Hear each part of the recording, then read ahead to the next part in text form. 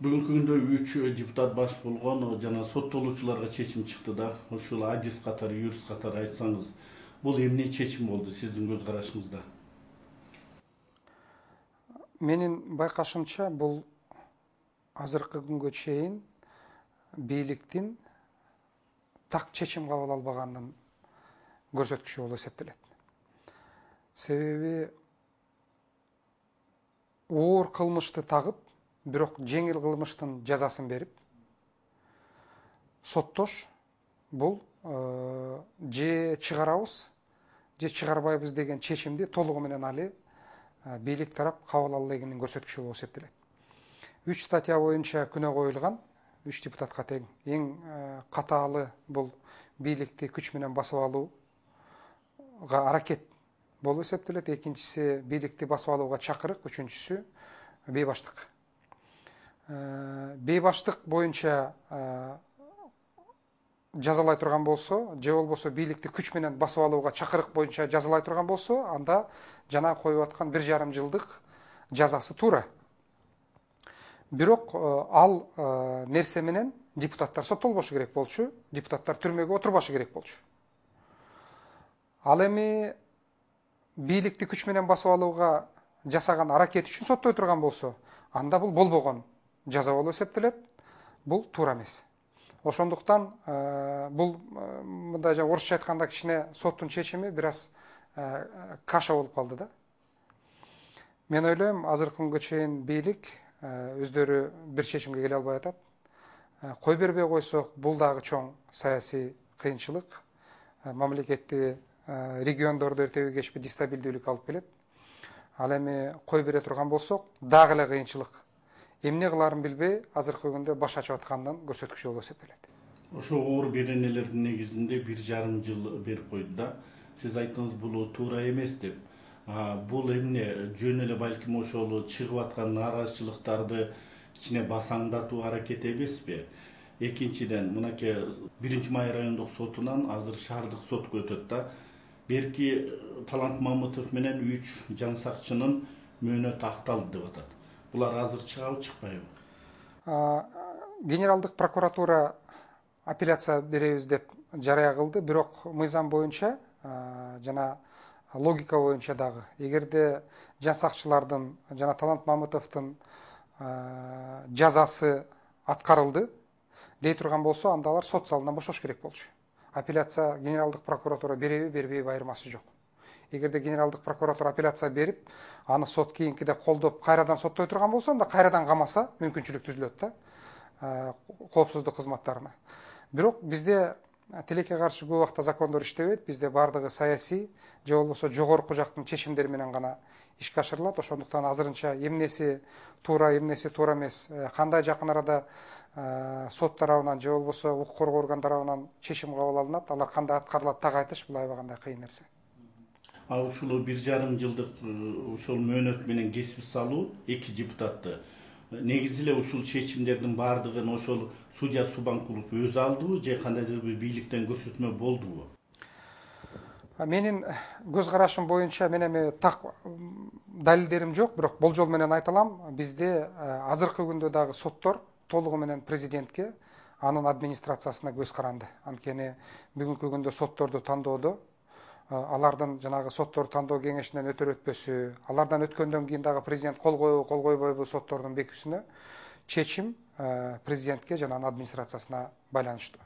Ошондуктан биз бүгүнкү күндө мыйзам жагынан дагы, саясат жагынан дагы айтсак болот, соттор толугу менен президентке жана анын администрациясына көз каранды болуп калды да. Ошондуктан сотторго бүгүнкү күндө дагы мурдагыдай эле басымдын каалаган учурда, албетте бардыгына болбосо дагы керек учурда басым жасап, кайсы бир адамды кой бертип же болбосо кайсы бир адамды каматып коюш бүгүнкү күндө бийликтин колунан толугу менен келет деп айтсак болот. Сиз айтып кеттиңиз, мынакей сотторду тандоо кеңеши, негизи эле сот реформасы боюнча абдан ушул 2 жылдан ашык убакыттан бери иш жүрүп атат да. Сиздин пикириңизде бул кандай жүрүп атат? Чындап эле сот реформасы жүрүп атабы? Мен эми сот реформасы боюнча аралашкан эмесмин, өзүм юрист болсом дагы так билбейм. Бирок бир топ ушул акыркы айларда мен региондорго барып элдер менен жолугуп келдим. Ошол элдер менен жолукканда дагы ушул сот жөнүндө суроолорду мен элге көп берип аттым. Мурдагыдай эле элдин сотко болгон ишеничи жок эсе. Экинчиден, мына бир 2-3 күн болду, эл аралык Гелап деген уюм Кыргызстанда 6 ай сайын ушул соттордун, укук коргоо органдарынын коррупциянын деңгээлин изилдеп турушат. Жыйынтыгы чыкты. Мен так ишенимдүү түрдө айта алам, сот органдары мурдагыдай эле Кыргызстандагы 5 эң коррупциялашкан көз каранды уюмдун тизмесинде кала берди. Бул мынакей кийинки кездеги 2 жылдан бери ошол сот реформасы болуп атат деп биз какшап айтып келаткандагы жыйынтыгы ушундай болуп атат. Так айта турган болсок, реформа өзүнүн жемишин берген жок, аягына чыккан жок. Сот реформасы ишке ашпай калды деп менин оюмча бүгүнкү күндө толугу менен айта берсек болот. Дагы бир далил катарында Кыргызстанда ошол сот реформасына толугу менен кийлигишип аткан 2 адам бар. Мен ошол 2 адамды тең сыйлайм. Анын бирөөсү Рита Карасартова.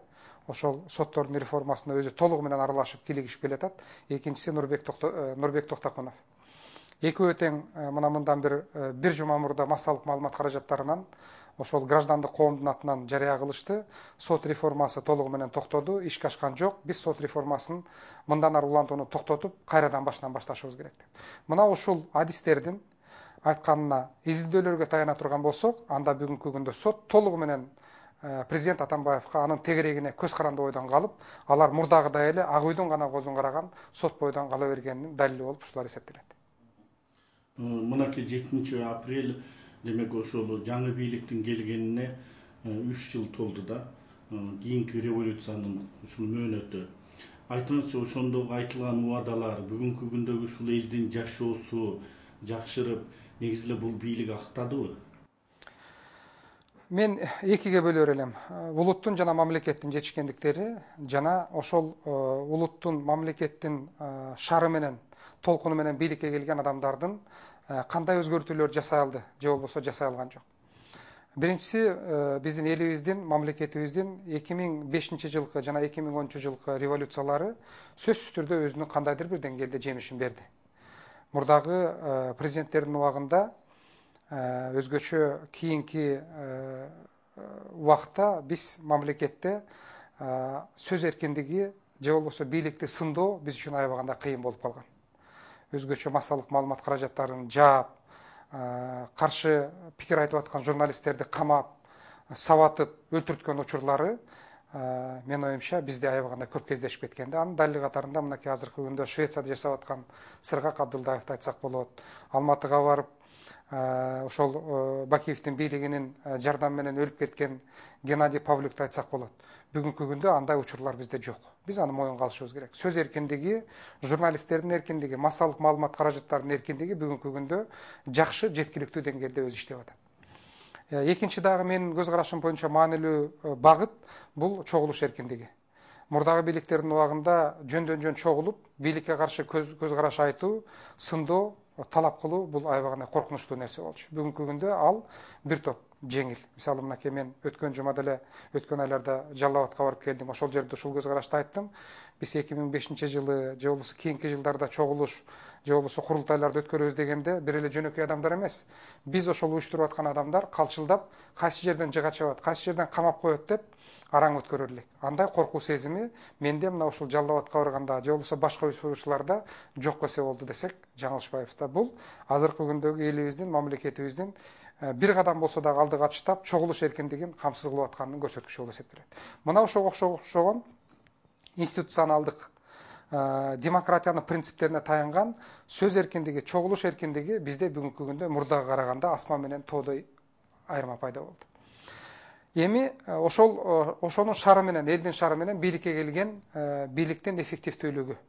Тилекке каршы президенттик институттагы, өкмөттагы, парламенттик бийликтагы мурдагыдай биз убада берген радикалдуу өзгөрүүлөрдү мамлекетте жасай алган жокпуз. Мисал ала турган болсок, мен айта алам, бардык эл аралык изилдөөлөр боюнча, мамлекеттин ичиндеги дагы изилдөөлөр боюнча Кыргызстанда экономика тармагында, коррупция тармагында, мамлекетти башкарууда, өкмөттүн эффективдүүлүгүндө, бизнес менен өкмөттүн бири-бири менен катнашында бүгүнкү күндө абал мурдагыдан дагы начарлап кетти. Бул менин айткан сөзүм эмес, бул эл аралык изилдөөлөр жана Кыргызстандын ичиндеги изилдөөлөргө таянып айтып атам. Аны эми каалаган адам бардык эле жактан өзү караса, таап чыкса болот. Бул эмненин жыйынтыгы болуп атат? Тилекке каршы жаңы бийлик бир топ убадаларды бергени менен элдин үмүтүн актай алган жок. Мамлекетти башкаруу системасын өзгөртөбүз деп сөз жүзүндө айтканыбыз менен иш жүзүндө биз системаны өзгөртө алган жокпуз. Система дегенде эмнени айткым келип атат? Биринчи кезекте бул биз президенттик бийликтен тажаган мамлекет катарында президенттик бийликтин полномочияларын, мүмкүнчүлүктөрүн азайткан жокпуз. Тетирисинче президенттик бийликтин полномочиялары күндөн күнгө көбөйүп баратат. Экинчиси, мамлекетти башкарууда, мамлекеттик уюмдарды башкарууда, компанияларды башкарууда биз адамдардын атаандаштыгын жарата алган жокпуз. Бул экинчиси. Үчүнчүсү, мамлекет жеткиликтүү деңгээлде, мамлекеттик уюмдар, президент, өкмөт жеткиликтүү деңгээлде ачык боло алган жок. Бул үчүнчүсү. Төртүнчүсү, биз бийликти жергиликтүү бийликке, элге бере алган жокпуз. Мына ушул 4 системалуу өзгөрүү болгондуктан бүгүнкү күндөгү абалыбыз мурдагыдай эле кыйын абалда туруп атат. Кошумча түрүндө айта турган болсок, далил катарында мынакей мен сот реформасы жөнүндө айтып кеттим. Сот реформасы аягына чыккан жок. Ал эми башка тармактардагы реформа жөнүндө сөз кылбай эле коелу, себеби башка тармактардагы реформаны баштоо жөнүндө өкмөт дагы, президент дагы аракет дагы кылган жок. Ошондуктан башка тармактагы реформалар эч нерсе болгон жок. Жалпысынан айтканда, эки маанилүү багытта. Биринчиси, мамлекетти башкаруу системасы өзгөргөн жок, экинчиси, мамлекетте эч кандай реформа болгон жок. Ушунун жыйынтыгында азыркы бийлигибиз өзүнүн эффективдүүлүгүн көрсөтө алган жок деп айтсак болот. Элдин дагы бир нааразычылыгы мындай да. Бакиев келгенде Акаевди жамандаган болчу. Азыр мынакей Атамбаевдин бийлиги келгенден кийин Бакиевди жамандап жүрөт да. Бирок ошол эки президенттин тегерегинде жүргөн адамдардын баары тең азыр деле толуп алган деп нааразычылык буга дагы абдан чоң да. Сиздин көз карашыңызда кандай ушул кадр саясат? 3 жыл өткөндөн кийин өткөн бийликти жамандоо бул кандайдыр бир деңгээлде, жогорку деңгээлдеги мамлекеттик кызматчылардын саясатына туура келбей турган нерсе, маданиятына туура келбей турган нерсе. Ал адамдар албетте мамлекет үчүн аябагандай чоң зыяндарды, улутубузду, мамлекетибизди аябагандай көп трагедияга алып келди. Бүгүнкү күндөгү мамлекетибиздеги кыйынчылыктардын көпчүлүгү, алардын булагы албетте өткөн президенттердин жасаган иштеринин жыйынтыгы болуп эсептелет. Муну эми бардыгыбыз эле билебиз. Бирок биз 3 жыл өткөндөн кийин деле Акаев менен Бакиевди жамандай бере турган болсок, ал өзүнүн эч кандай жыйынтыгын бербейт. Биз бүгүнкү күндөгү мамлекеттеги ийгиликтерге мактасак Атамбаевди мактап, эгерде нааразы боло турган болсок, анда биз бүгүнкү күндө Атамбаевга нааразы боло турган убакыт келди. Мен ойлойм, президент Атамбаев дагы мындан ары Акаев менен Бакиевге шылтаган сөздөрүн, алар күнөөлүү дегендерин токтотушу керек, дагы жоопкерчиликти өзүнө алышы керек. Себеби биз дайым эле ошол өткөн бийликти жамандап, элдин алдында саясий очко таптоо убагы өтүп бараткандыгын түшүнүшүбүз керек да. Кадр маселеси. Мен жалпы көз карашымда ойлойм, мамлекетке кадрды алып келүү бул президенттин же болбосо азыркы күндөгү коалициялык көпчүлүккө ээлик кылып аткан 3 фракциянын лидеринин гана прерогативасы, мүмкүнчүлүктөрү болбошу керек. Бүгүнкү күндө тилекке каршы ким мамлекетти башкарат, өкмөттү ким башкарат, министрликтерди ким башкарат, мамлекеттик маанилүү жеке менчик же болбосо мамлекеттик компанияларды ким башкарат, бардыгын ошолор чечип атат. Биринчи кезекте президент чечип атат. Мындай мамлекетте эч убакта кадр саясаты оңолбойт жана туура жолго түшпөйт. Кадр саясаты качан гана оңолот? Эгерде мамлекетте биз чыныгы атаандаштыкты кое бере турган болсок, өкмөттү чыныгы атаандаштык негизинде шайлашыбыз керек. Мамлекеттик маанилүү компанияларды, Кыргыз энергия компаниясын, газ компаниясын, аэропортторду чыныгы атаандаштык негизинде профессионалдуу, жөндөмдүү кадрлар келип шайлашы керек. Президент Атамбаевдин каалаган адам эмес, коалициялык көпчүлүккө кирген фракциянын лидерлери каалаган адамдар эмес. Чыныгы конкурстун негизинде, ачык айкындыктын негизинде, атаандаштык негизинде биз ошол жерге адамдар шайласак, анда кадр саясатында өзгөрүү болот. Ал жерге мүмкүн Бакиевдин кадры келет, мүмкүн Акаевдин кадры келет, мүмкүн алардын кадры келбейт. Бирок негизгиси граждандык коомдун массалык маалымат каражаттарынын контролу менен конкурстарды өткөрүп, ачык айкын, күчтүү адамдарды шайлай турган болсок, анда өзгөрүү болот. А эгерде президент Атамбаев өзүнүн каалаган адамын шайлап, бекитип, же болбосо кайсы бир жерлерде коалициянын лидерлери өздөрүнүн гана партиялаштарын, жакындарын жылдыра турган мамлекет кала бере турган болсо, анда мен так ишенем, айта алам, жакынкы жылдарда бизде мамлекетибизде эч кандай радикалдуу өзгөрүү болбойт. Жалал Абадта 24 курултайда бир топ талаптар айтылган. Анын бардыгы тең ушул апрелдин башында мөөнөт берилген болчу да, башына чейин. Бул эмне болот эми? Мынакей денонсация боюнча тиги 12 000 жарандын колун чогултуп азыр жогорку кеңешке алып келди. Бирок камактагы депутаттар чыккан жок. Дагы башка талаптар жөнүндө. Албетте талапты койгон бул бир топ жеңилди. Аны аткарабы, аткарбайбы бийлик, ал башка маселе. Мурдагы бийликтердин кетирген каталарынын негизи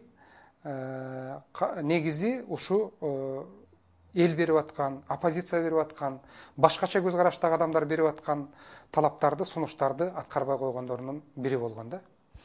Азыркы күндөгү Жалал Абадта өткөн курултайдын талаптарын бийлик эмнегедир элес албай, карабай аткан учуру болуп өтөсөт. Бирок мен ойлойм, мындан биз трагедия жасабашыбыз керек. Бийлик жасабаса, бийлик көңүл бөлбөсө, ал оппозициянын трагедиясы эмес, ал бийликтин трагедиясы. Анткени Жалал Абадтагы курултай бул дагы ошол Жалал Абадка курултайга келип катышкан элдин, саясатчылардын кандайдыр бир башкача ойлонгон, башкача көз караш менен караган адамдардын талаптары, көз караштары болуп эсептелет. Ошол курултайга окшогон курултайлар дагы көбөйөт. Акырындап оппозициялык көз караштагы саясатчылар бир топко бириге баштайт дагы. Бул сөзсүз түрдө келечекте президент Атамбаевка, бийликте отурган адамдарга көп баш оорулар жарата турган процесстердин башы болуп эсептелет. Ошондуктан азыр Бекназаровдагы, башка дагы саясатчылар сүйлөшүүлөр жүргүзүп атабыз. Конструктивдүү бийликке талаптарды коюп, ошол Жалал Абадтагы курултайдын талаптарын аткаруучуларын аткарып, аткара албай тургандар болсо, бийлик сөзсүз түрдө биз муну аткара албайбыз деп өздөрүнүн позициясын бериши керек. Мен ойлойм, азыр мамлекетте көрүнгөн жана көрүнбөгөн бир топ процесстер жүрүп атат. Мындан ары президенттин, анын бийлиги күчтөн албайт. Менин көз карашым боюнча күндөн күнгө, айдан айга, жылдан жылга президенттик бийлик жалпысынан алганда алсызданат дагы, баш оорулары, проблемалары көбөйө баштайт. Равшан мырза, убактыңызды бөлүп биздин 7-чи каналга маек куруп бергениңиз үчүн чоң ыраазычылык билдиребиз. Саламатта болуңуз. Рахмат.